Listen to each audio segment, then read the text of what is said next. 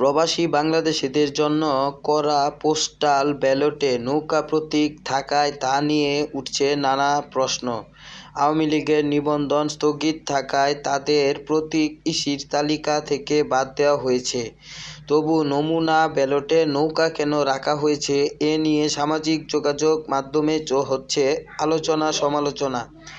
এ বিষয়ে নির্বাচন commission EC জানিয়েছে, যে ব্যালটে নৌকা প্রতীক দেখা যাচ্ছে সেটি নমুনা, মূল ব্যালটে নৌকা প্রতীক থাকবে না। বৃহস্পতিবার 4 ডিসেম্বর এ বিষয়ে জানতে চাইলে নির্বাচন কমিশনার সচিবালয়ে সিনিয়র সচিব আক্তার আহমেদ সাংবাদিকদের বলেন, প্রবাসীদের জন্য তৈরি করা পোস্টাল ব্যালটে যে নৌকা প্রতীক দেখা গেছে সেটি শুধু একটি নমুনা ডিজাইন।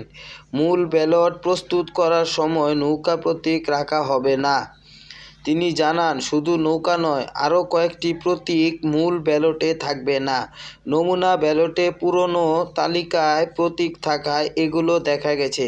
প্রকৃত ভোটারের ব্যালটে এসব প্রতীক বাদ দেওয়া হবে।